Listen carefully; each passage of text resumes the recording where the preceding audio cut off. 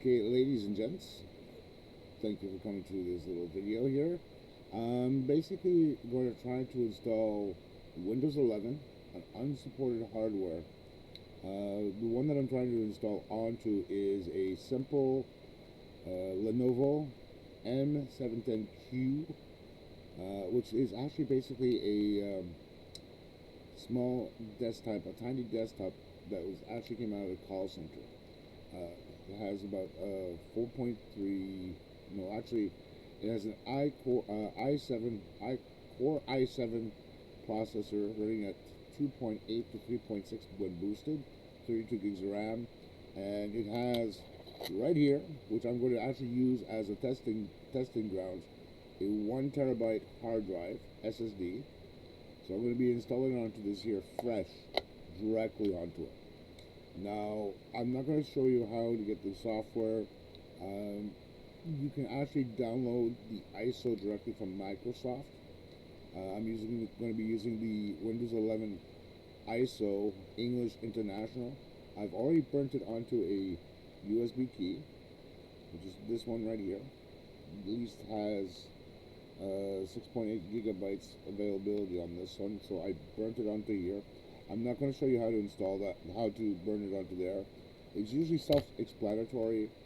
If you go to other sites on YouTube on this, they show you how to use Rufus and how to configure that, so that way when you burn the ISO onto the USB stick, it'll actually convert it and configure it to what you need for the installation, and it should stop it from throwing up a warning saying your particular desktop or laptop is actually out of specs, and configure the login. It basically cuts down certain procedures when installing the OS. Because I know with Windows 10 it did the exact same thing when I was first starting to use it, where I had to get an active account online, which I refused to do. It's the same thing with Windows 11. They're doing the exact same thing as an installation.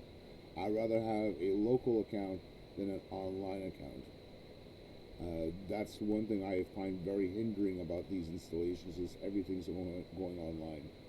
It shouldn't be happening that way, but it is, and that's the way Microsoft is handling it, especially with the Windows 10, Windows 11, and now with the new Windows 12, which I'm not even going to go into because at this point it's ludicrous.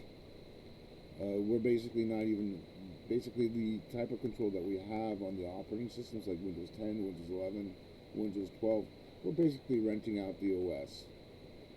There is no total control of what we thought way back in the day when we bought a licensing agreement to from Microsoft for the operating system itself, like for 98, 95, 98, 98 second edition, ME, Windows 2000. They've always been up to date with certain things, but we never had total personalized control, because it's basically like a rental. Basically, you're buying the licensing to use the OS to do what you need to do. I enjoy using Windows. I also enjoy using Linux. I do use on the occasional the OS 10. Some of these systems do have their benefits. Some of them have their bad parts.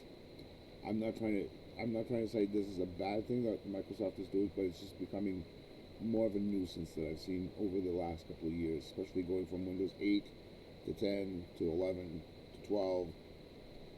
That's the way they want to do it. I'm not going to argue. Microsoft is Microsoft, as is Linux with the open source concept for their OS.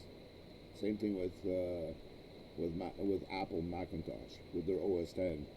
They're using FreeSB as the main operating system, which is actually what they have. I think it's Net FreeSB, and they're using that open source and making their OS 10 with it. I mean, that's perfectly fine. I have no quarrels with that. They're using something that's free, but they're making it proprietary for what they need for their OSs, which is totally fine. And that still is good. It's something still good to learn. And yeah, so let's get on to doing the installation, what I'm going to do is I'm going to cut out. I'm going to get this.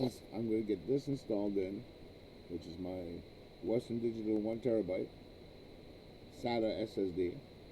And one thing I like about this, compared to the old mechanical hard drives, they are a lot faster.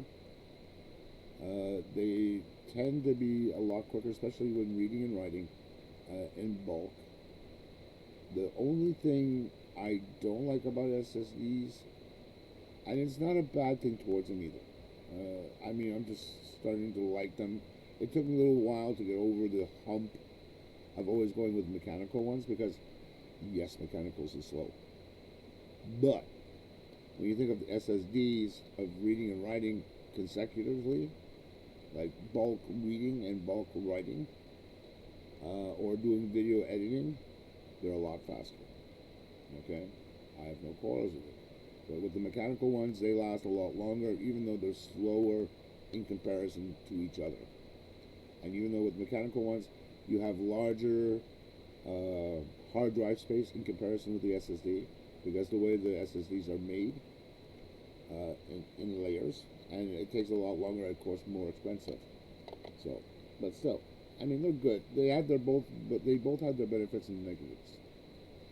So let's switch over. I'm going to switch cameras, and I'm going to set myself up where I'm actually going to show the installation going from startup to where it actually comes to the login screen.